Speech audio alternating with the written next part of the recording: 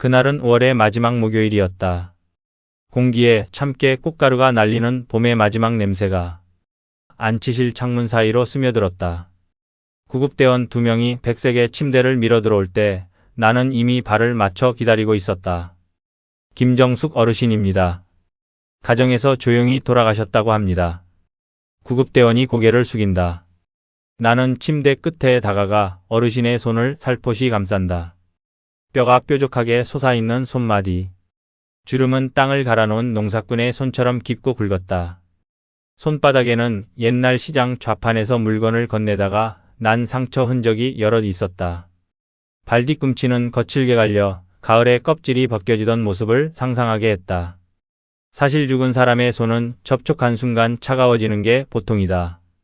하지만 어르신의 손은 잠시나마 나의 손보다 조금 더 따뜻한 기운이 남아 있었다. 마치 그녀가 마지막으로 누군가를 기다리고 있었던 것처럼. 어르신의 얼굴은 참 평온했다.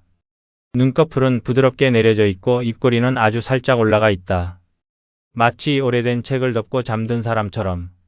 나는 어르신의 손을 살포시 들어 안치대의 순면 천 위에 내려놓는다. 그때 손끝에 어르신의 소매에서 나는 냄새가 스쳤다. 팥황금과 참깨 기름의 냄새. 시장에서 40년 넘게 약과와 김밥을 파셨을 사람만이 가진 생명이 담긴 냄새였다. 나는 어르신의 얼굴을 한 번 더 쳐다보고 안치실 문을 열어 기다렸다. 유족이 오는 시간이었다. 첫 번째로 들리는 소리는 가죽 구두의 딸깍임이었다. 크고 날카로운 소리였다. 슬픔에 잠긴 사람들이 내딛는 발걸음은 결코 이렇지 않다. 나는 고개를 돌렸다. 말쑥하게 차려입은 중년 남자와 화려한 파란색 드레스를 입은 여자가 문을 밀고 들어왔다. 그 뒤로는 마지못해 따라온 듯한 표정의 며느리와 사위가 서 있었다. 남자가 나에게 다가와 손을 내밀었다. 손은 부드럽고 반지가 빛나고 있었다. 장례 지도사 박선우님이시죠?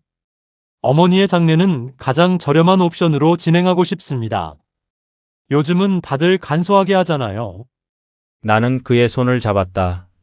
온도는 있지만 힘은 없었다. 마치 낯선 사람과 인사하는 것처럼. 네, 물론입니다. 하지만 어르신께서 가시는 길이니만큼.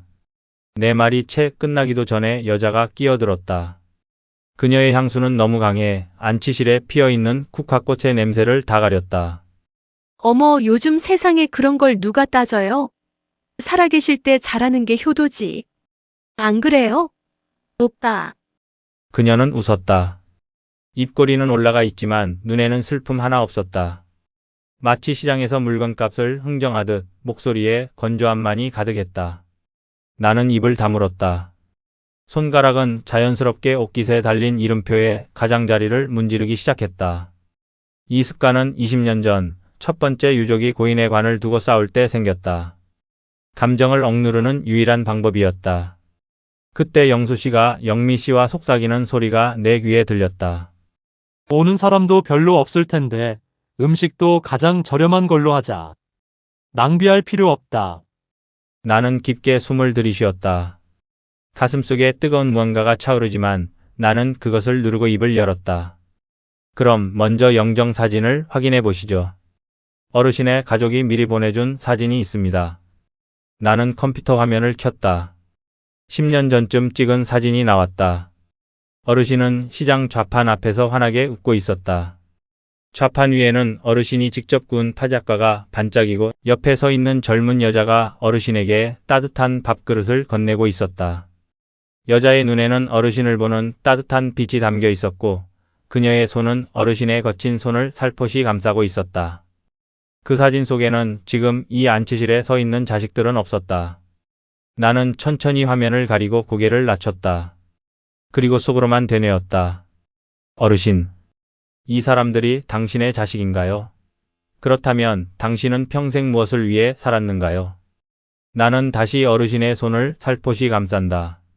그때 어르신의 손가락이 나의 손가락을 살짝 꽉 쥔 것처럼 느껴졌다. 물론 그건 착각일 것이다. 죽은 사람의 손은 움직일 수 없다. 하지만 나는 그 순간 평생 지켜온 나의 평온한 세상에 작지만 깊은 균열이 생긴 것을 느꼈다. 그리고 그 균열은 앞으로 나의 모든 것을 뒤흔들 것임을. 회의실의 형광등은 한쪽이 약해져 황금빛으로 방을 물들인다. 소리 없는 고음이 귓속 깊은 곳에 맴돌아 머릿속을 따끈하게 만들어준다. 나는 테이블 끝에 앉아 가격표책을 손 아래에 꽉 눌러놓는다. 손바닥은 땀이 흐르고 있다. 영수 씨와 영미 씨는 테이블 반대편에서 가격표를 넘기는 소리를 내며 마치 시장에서 야채값을 따지는 사람들처럼 이야기를 나눈다. 영수 씨의 펜 끝은 가격표의 맨 아래쪽을 계속 두드리고 있다. 그 떨림은 급해하는 듯 아닌 뭔가를 숨기려는 듯 했다. 이 오동나무관, 이게 가장 저렴한 거지? 네. 하지만 이 관은 두께가 얇아 운반 중에 손상될 위험이. 괜찮다. 어차피 한 번만 옮기고 끝나잖아. 영수 씨는 펜으로 가격표를 꽉 찌르고 눈을 날카롭게 내려보았다. 그의 손바닥에는 땀이 번져 가격표를 적시고 있었다. 수위는 기계로 찍은 3배가 가장 싸지. 영미 씨는 손톱을 바라보며 말했다. 그녀의 손톱은 금색으로 칠해져 형광등 아래 반짝였다. 나는 그녀의 손가락이 가격표에 고급 3배 수의 항목을 살짝 스치는 것을 본다. 그 순간 그녀의 손이 떨었다.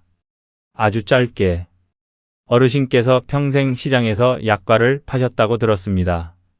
나는 목소리를 낮추며 말했다. 가슴속에 뜨거운 무언가가 차오르지만 나는 그것을 누르고 이어갔다. 마지막으로 어르신이 좋아하시던 황금 약과를 좌판 모양으로 만들어 간에 넣어주시면 그건 비용에 포함되지 않지만 제가 개인적으로 준비하겠습니다. 영미 씨가 코를 낮추며 웃었다. 그 웃음은 뼛속까지 차가웠다. 아이고, 그런 거 상술이잖아요. 살아있을 때도 그 약과만 팔아서 우릴 억울하게 했는데 죽어서도 그런 걸로 귀찮게 하려고요? 그래. 영수 씨가 가격표를 꽉 쥐어 찢어버렸다. 작은 종이 조각이 공중에 날아가 나의 팔꿈치에 떨어졌다. 어차피 한 줌 제가 될 텐데 비싼 관이나 수위가 무슨 소용이냐. 돈은 우리가 써야 할 게 많다. 나는 눈을 감았다. 22살 그날의 기억이 떠올라왔다. 아버지를 잃은 날 장례 지도사가 나에게 말했다. 죽은 자의 존엄은 살아있는 자의 태도로 보인다. 그때 나는 아버지의 관을 두고 삼촌들과 싸우고 있었고 그 말을 들으며 눈물을 삼켰다. 나는 이 직업에서 다른 사람이 아버지에게 받은 모욕을 다시는 보이지 않겠다. 그것이 나의 첫 다짐이었다. 20년 동안 나는 그 다짐을 지켰다. 어떤 막장 같은 상황이 펼쳐져도 나는 묵묵히 내 일을 했다.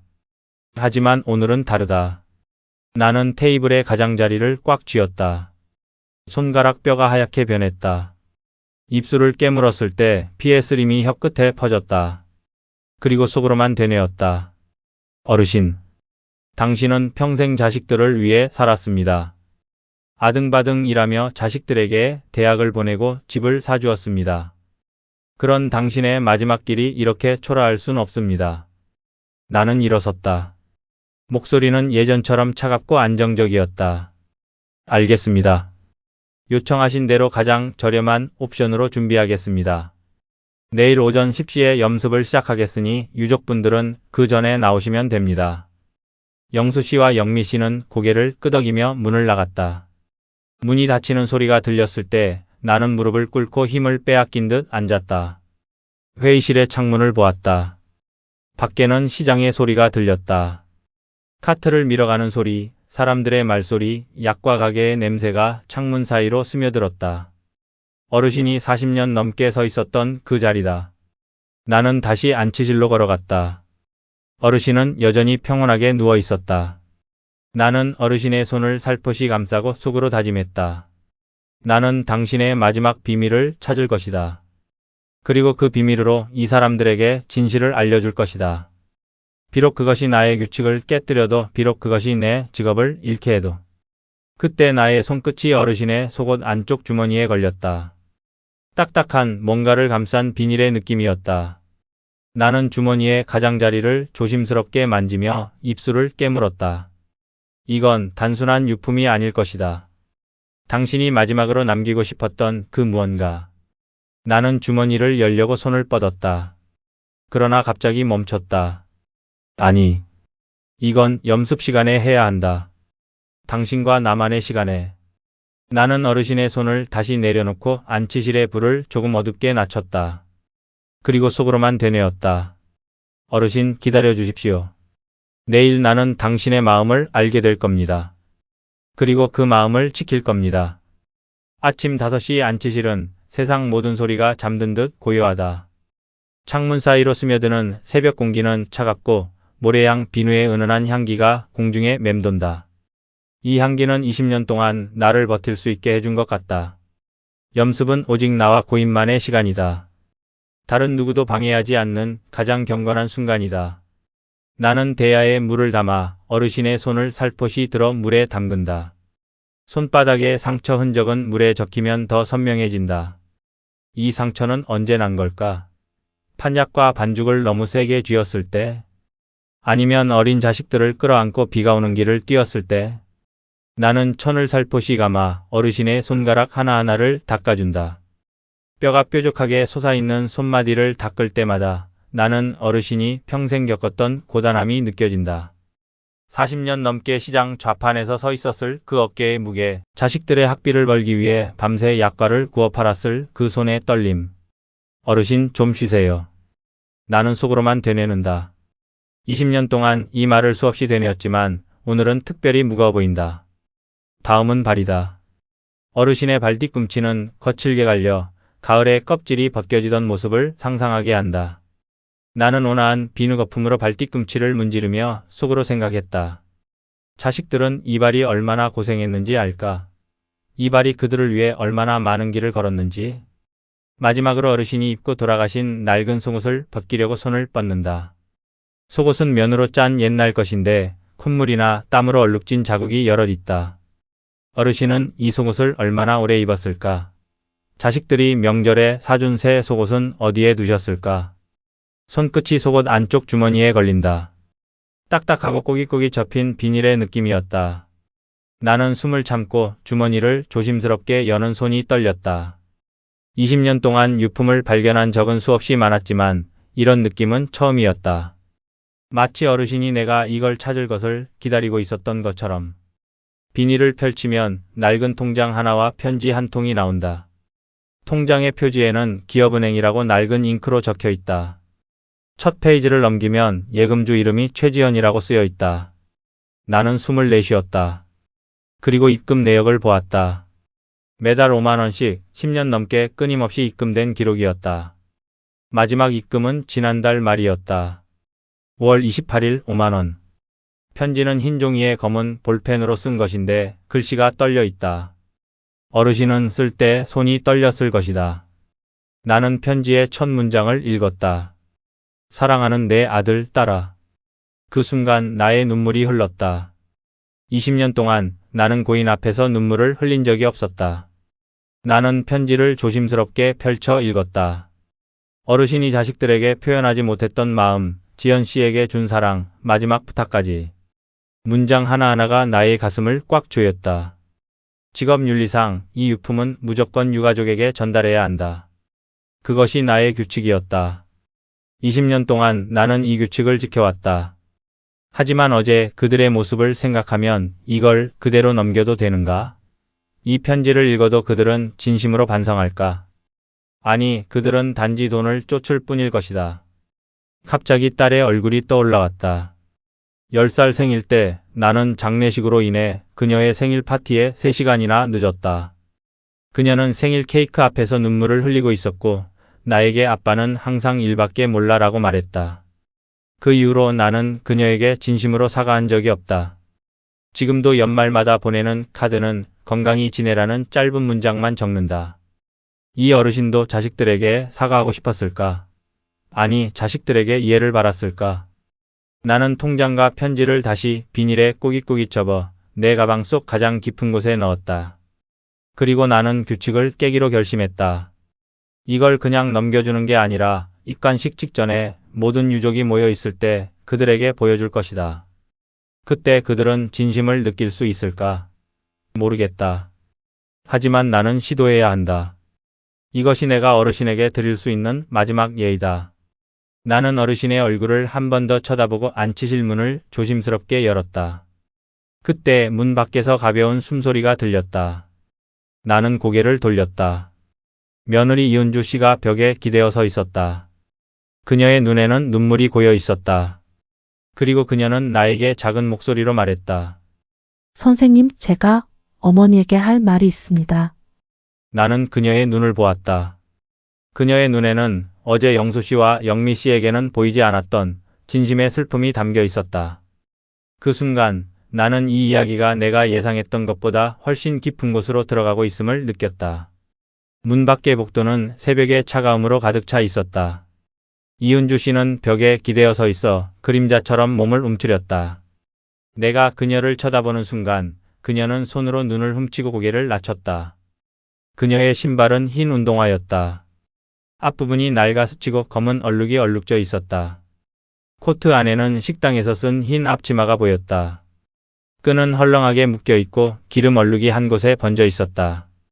아직 일터에서 와서 앞치마를 벗지 않은 채 빈소에 온 것 같다. 선생님, 제가 어제부터 여기 있었어요. 그녀의 목소리는 떨렸다.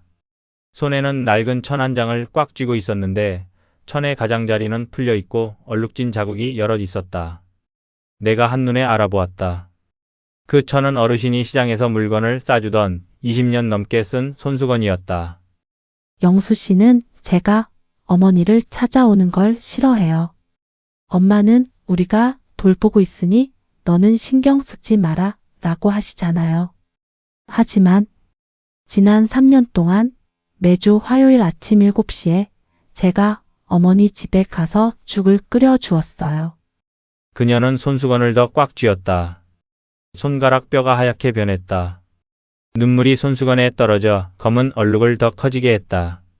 어머니는 몇 년 전부터 발이 아파서 밖에 나가지 못하셨어요. 영수 씨는 일이 바빠서 라고 말하지만 한 번도 방문하지 않으셨어요. 아가씨는 전화도 한 번 안 하시고요. 그래서 제가 가서 밥을 챙겨주고 옷을 세탁해 주었어요. 나는 입을 다물었다. 가슴이 꽉 막혀 숨을 쉴 수가 없었다. 10년 전 내 딸이 폐렴으로 입원했을 때 나는 장례식으로 인해 3날 동안 병원에 가지 못했다. 그녀가 마지막으로 나를 보고 아빠 어디 갔어? 라고 물었을 때 나는 일이 바빴어 라고 말했다. 그때 그녀의 눈에는 눈물이 고여 있었다. 나도 그 자식들과 같았다. 바쁘다고 힘들다고 가장 중요한 사람을 잊었다. 10년 전 제가 유산을 했을 때 은주 씨의 목소리가 더 작아졌다. 영수 씨는 우리 집 망신을 만들었다 라고 하시고 밖에 나가셨어요. 그날 밤 1시쯤 누가 문을 두드렸어요. 어머니가 그날 밤 손수순 죽을 들고 왔어요. 신발도 대충 신고 옷도 반쯤 입은 채로. 그녀는 눈을 감았다. 마치 그날의 기억을 다시 보는 것처럼. 어머니가 내 손을 잡아주셨어요. 손바닥에 약과 가루가 묻어 있었어요. 달콤했어요. 나도 예전에 그랬어. 아들 하나를 잃었어. 그때 아무도 날 안아주지 않았어. 그치만 너는 혼자 울지 마. 라고 하셨어요. 그날 밤 어머니는 내 옆에 앉아서 새벽까지 나와 함께 울었어요. 나는 깊게 숨을 들이쉬었다. 창문 사이로 스며드는 새벽 공기에 마치 어르신의 약과 가루 냄새가 느껴졌다. 선생님, 영수 씨의 회사가 망할 거예요. 부채가 너무 많아서 집도 잃을 것 같아요. 아가씨는 남편과 이혼하려고 해요. 그 남편이 가게를 빼앗으려고 해요. 그들은 겁나서 그래요. 돈만 쫓는 것처럼 보이지만 겁나서 자신의 약점을 보여주지 못해서 그래요. 그녀는 고개를 살짝 들었다. 눈에는 슬픔보다는 연민이 담겨 있었다. 어젯밤 3시쯤이었어요. 영수 씨가 빈소에 혼자 왔어요. 영정 사진을 보고 바닥에 앉아 있었어요. 눈물을 흘리고 있었어요. 그냥 손으로 눈을 가리고 소리 내지 않고 울고 있었어요. 제가 숨었다가 본 거예요. 그 순간 나는 가슴속에 뜨거운 무언가가 다시 차오르는 것을 느꼈다. 이전과는 다르게 분노가 아닌 희망이었다. 그들도 어르신을 기억하고 있었다.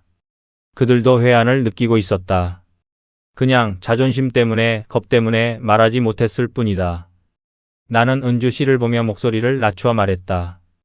은주 씨, 내일 입관식 직전에 제가 유가족들을 불러올 거예요. 그때 제가 하는 말을 들어주시면 돼요. 아무 말도 하지 마시고 그냥 함께 서 있어 주시면 돼요. 그녀는 고개를 끄덕였다. 눈에는 조금씩 희망이 번져 있었다.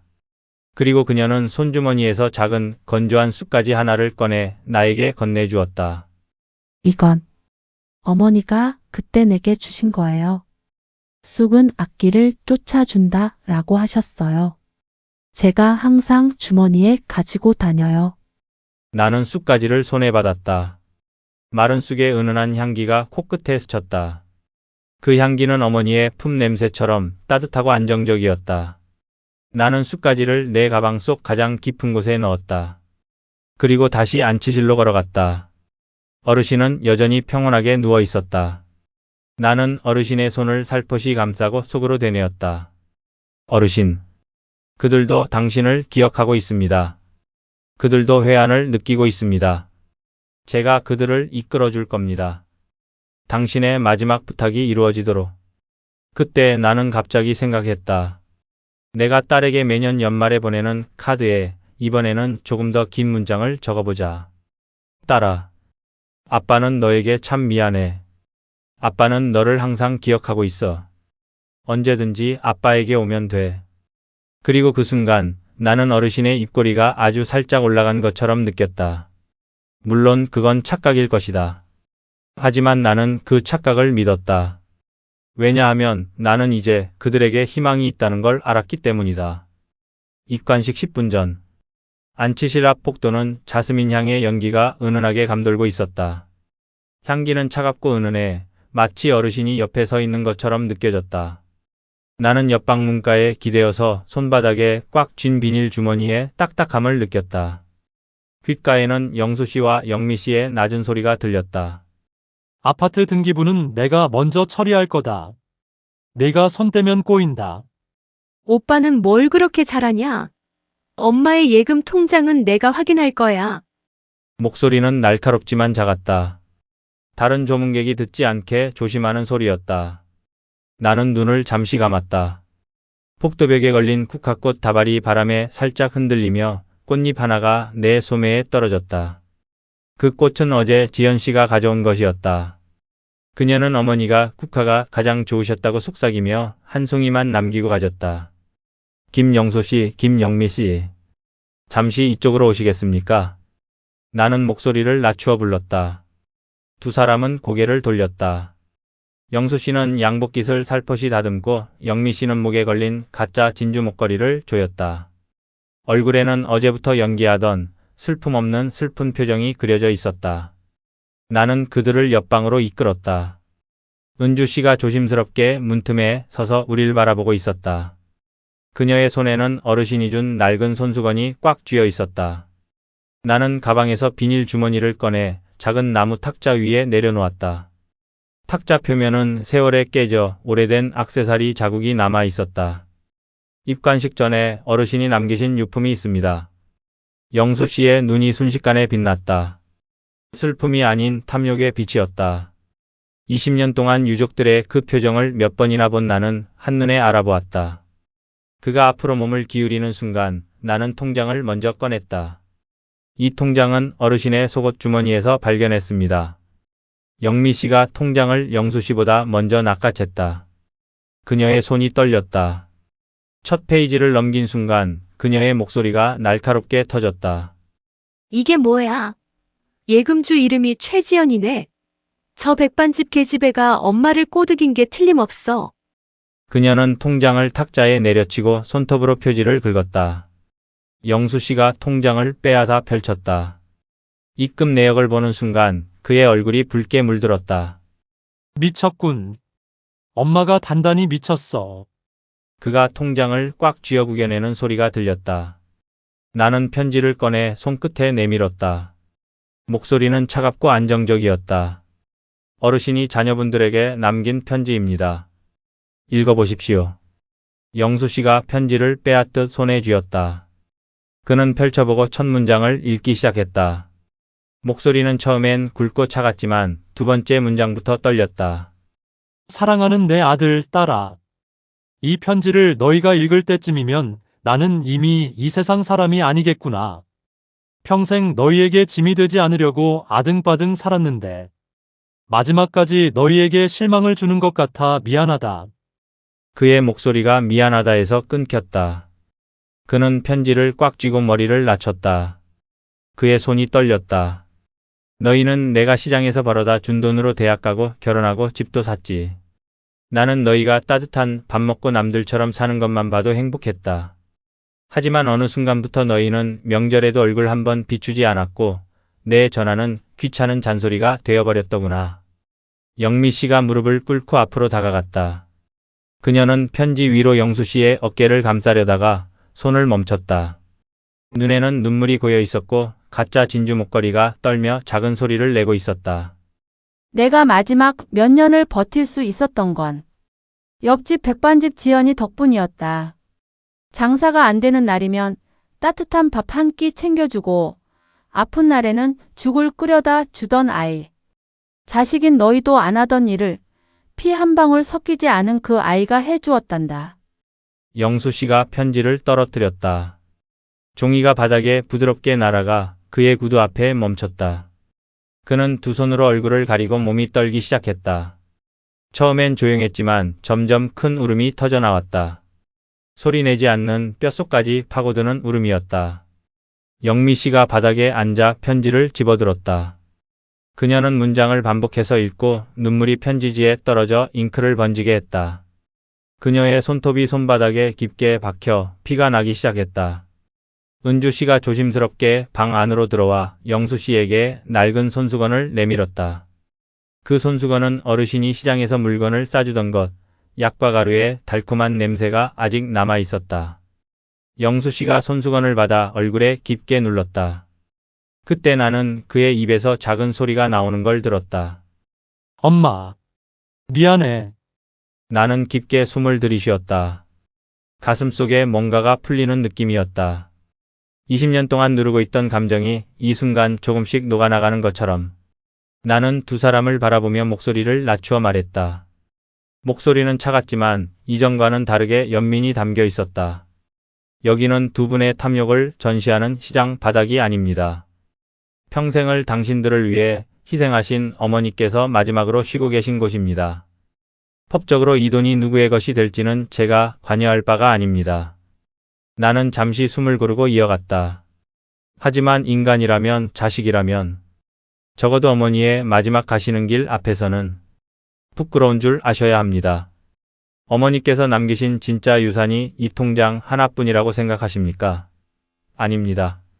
당신들 같은 자식들을 거두고도 세상을 원망하지 않으셨던 그분의 선한 마음이 진짜 유산입니다. 영수 씨가 두 손을 내려놓았다. 그의 눈은 붉고 부었고 얼굴에는 손수건의 섬유가 묻어 있었다. 그는 나를 바라보며 목소리를 떨며 말했다. 선생님, 우리는 어머니를 어떻게 해야 할까요? 그 순간 나는 알았다. 그들의 탐욕은 사라졌다. 남은 건 어머니에게 저버린 자식의 가장 진실한 회한이었다. 나는 문을 열고 밖의 향연기를 마시며 말했다. 입관식은 10분 후에 시작합니다. 어머니와 마지막으로 인사할 시간을 가지십시오.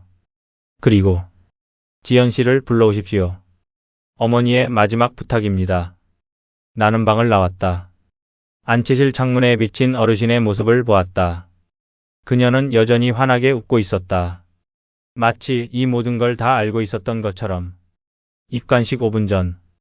영수 씨는 벽에 기대어 앉아 두 팔을 무릎에 꽉 감고 있었다. 그의 양복 소매는 눈물로 적시 어두운 얼룩을 만들었고 구두끈은 헐렁하게 풀려 있었다. 영미 씨는 옆에 앉아 어르신의 편지를 반복해서 펼치고 접었다. 잉크가 번진 문장이 그녀의 손바닥에 묻어 검은 자국을 남겼다. 은주 씨는 복도 끝에서 전화를 붙잡고 있었다. 목소리는 작고 떨려 한 번씩 고개를 저었다. 지연 씨 제발요. 영수 오빠와 영미 언니가 진심으로 미안해 하려고 해요. 그녀의 손은 떨려 전화기를 꽉 쥐고 있었다. 나는 안치실 문가에 기대어서 창문 유리를 손으로 문지르고 있었다. 유리는 아침 공기로 차갑고 밖에 버드나무 잎 소리가 희미하게 들렸다. 갑자기 내 폰이 울렸다. 나는 복도 구석으로 가서 전화를 받았다. 목소리는 떨렸다. 지영아? 아빠, 그녀의 목소리도 떨렸다. 배경에는 아기의 작은 울음소리가 들렸다. 아빠 나 미국에서 나왔어. 지금 인천 공항에 있어. 왜 갑자기? 아들아이가 폐렴에 걸렸어.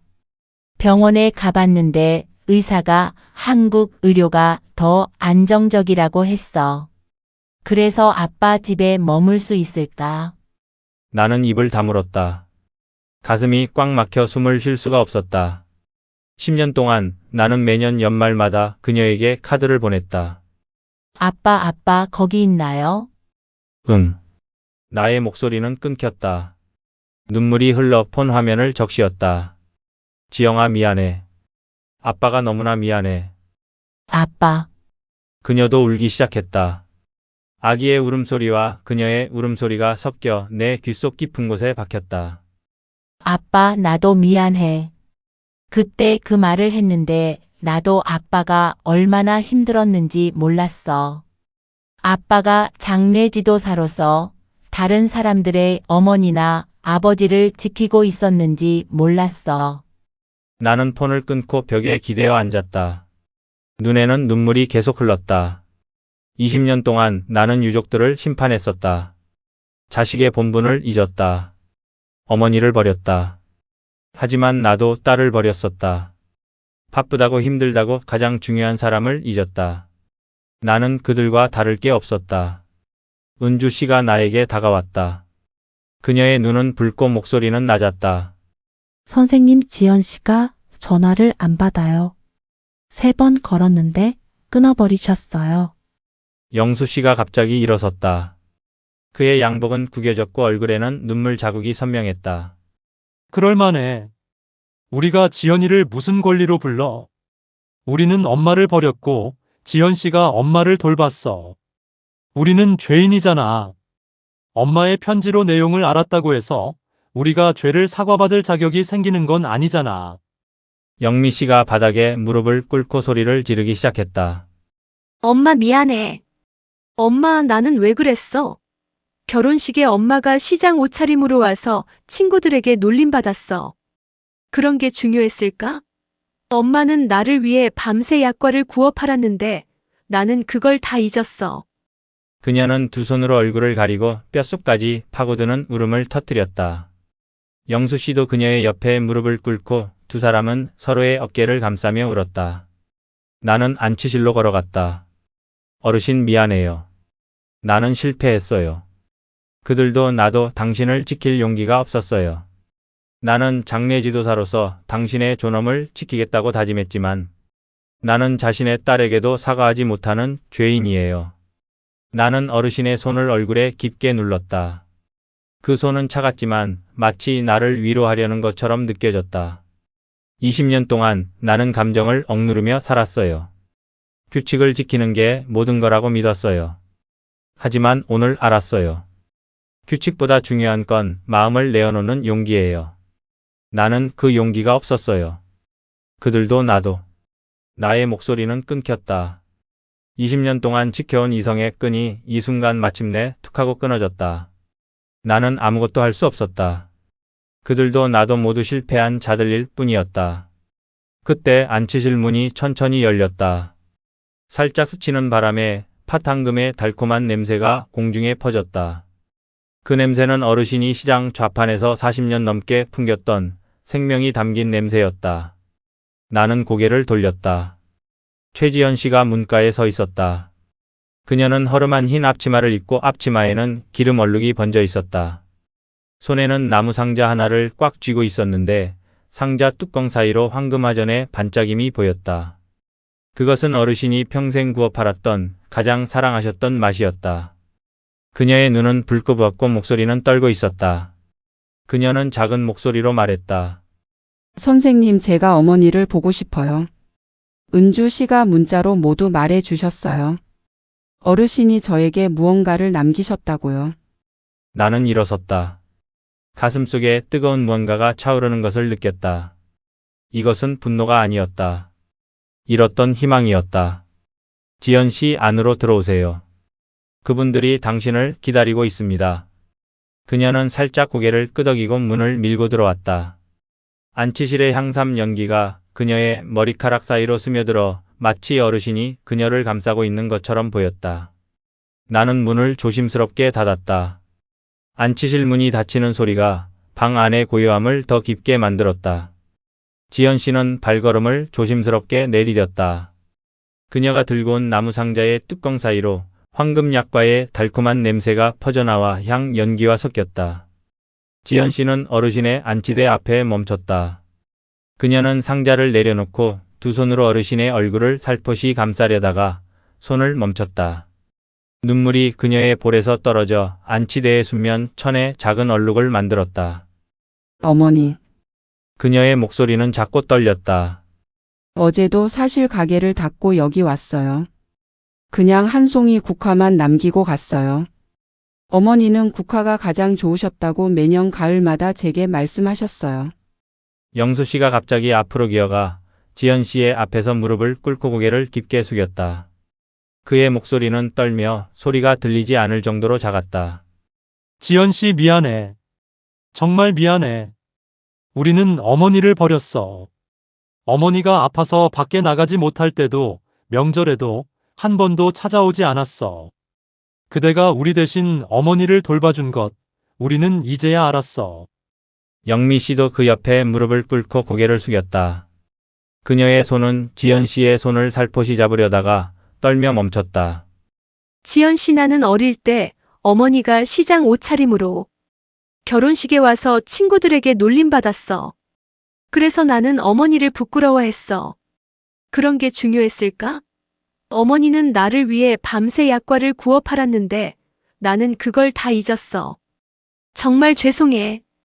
지연 씨는 두 사람을 바라보며 눈물을 훔쳤다. 그녀는 손주머니에서 낡은 나무판을 꺼냈다.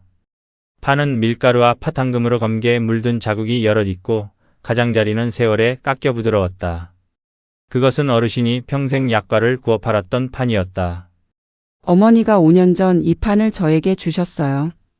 지연 씨는 판을 두 사람 앞에 내려놓았다. 그때 어머니가 말씀하셨어요. 이 판은 내 남편이 결혼 선물로 준 거야. 너도 이 판으로 약과를 구워 팔면 내가 너 옆에 서 있는 것처럼 느껴질 거야. 어머니는 매일 저녁 제 가게에 와서 이 판으로 약과를 구워 주셨어요. 그때마다 어머니는 오빠와 언니 이야기를 했어요. 그녀는 잠시 숨을 고르고 목소리를 부드럽게 이어갔다. 어머니는 오빠가 대학을 졸업할 때 밤새 약과를 구워 팔아서 마지막 학비를 벌었다고 말씀하셨어요. 언니가 첫 직장에 입사할 때 어머니가 새 양말을 사주려고 한 달 동안 밥을 반 밥그릇만 먹었다고 말씀하셨어요. 영수가 그 약과 한 조각을 보고 3시간 동안 기다렸다. 영미가 첫 생일 때 이 약과를 입에 넣고 웃었다. 어머니는 그 이야기를 몇 번이고 반복하셨어요. 심지어 오빠와 언니가 찾아오지 않을 때도. 영수 씨가 두 손으로 나무판을 감싸고 머리를 깊게 숙였다. 그의 어깨가 떨며 소리 없는 울음이 터져 나왔다. 영미 씨는 판을 살포시 만지며 눈물이 판에 떨어져 팥황금 자국을 더 어둡게 만들었다. 지연 씨, 그 통장의 돈은 우리가 당신에게 드릴게요. 어머니의 마지막 부탁이니까. 영수 씨가 목소리를 높여 말했다. 그의 눈에는 이전의 탐욕이 없었다. 오직 진심의 회한만이 담겨 있었다. 지연 씨는 고개를 끄덕였다. 그녀는 판을 들어 어르신의 안치대 위에 올려놓았다. 오빠, 언니, 저는 그 돈이 필요 없어요. 어머니가 저에게 준 가장 큰 선물은 이 판이에요. 그리고 어머니가 저에게 말씀하셨던 오빠와 언니에 대한 이야기예요. 어머니는 오빠와 언니가 잘 살기를 바랬어요. 이 돈은 오빠의 회사를 살리거나 언니의 가게를 다시 열 때 쓰세요. 어머니가 원하시는 건 그거예요. 그 순간 안치실은 완전히 고요해졌다. 향 연기가 가느슨하게 흘러 어르신의 얼굴에 금색의 빛을 드리웠다. 마치 어르신이 환하게 웃고 있는 것처럼 보였다. 나는 방 구석에서 이 모든 걸 지켜보았다. 가슴이 꽉 막혀 숨을 쉴 수가 없었다. 20년 동안 나는 장례 지도사로서 죽은 자의 몸만을 지켰다. 하지만 오늘 알았어. 나는 지켜야 할 게 더 있었다. 죽은 자가 남긴 사랑의 이야기, 그 이야기가 살아있는 자들 사이에서 이어지도록 돕는 일. 나는 속으로만 되뇌었다. 어르신, 당신의 마음 제가 지켰습니다. 그리고 당신의 사랑은 이제 그들 사이에서 계속될 겁니다. 그때 입관식을 알리는 종소리가 울렸다. 부드러운 종소리가 방 안을 채워 모든 슬픔과 회한을 감싸고 있었다. 장례가 끝난 지 한 달 후, 인천공항 출국장 앞.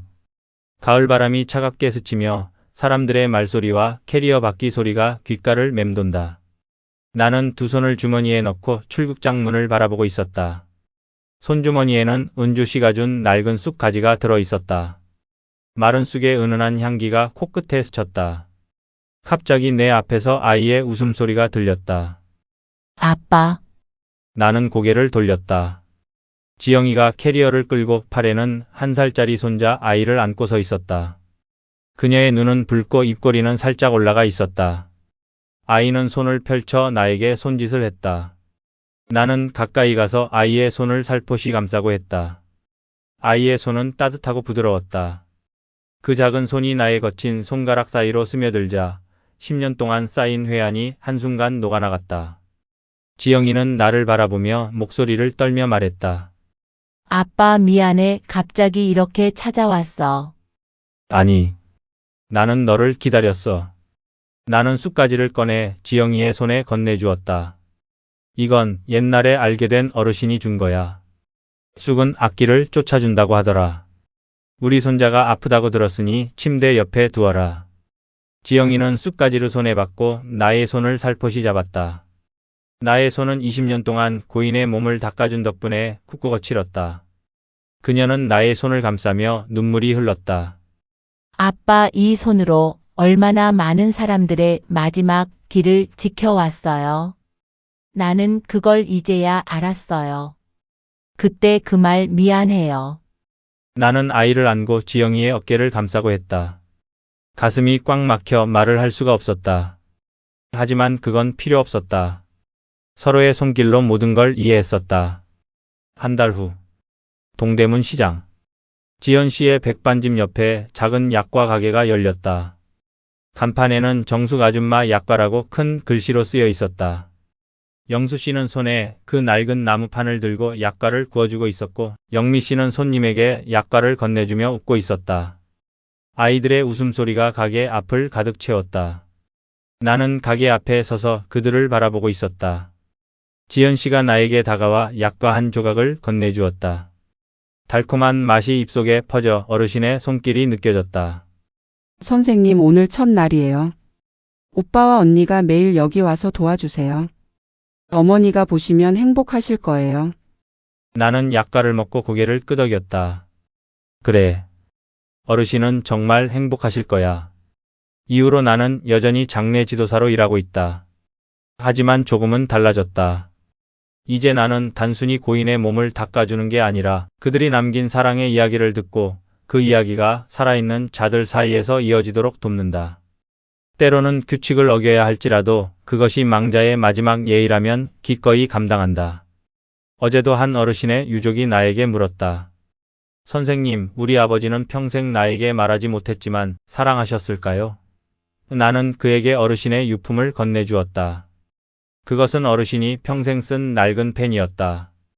펜 속에는 어르신이 쓴 짧은 편지가 들어 있었다. 사랑하는 아들아, 나는 너를 항상 사랑했다. 나는 이제 알았다. 장례 지도사란 죽은 자의 마음을 지키는 수호자다.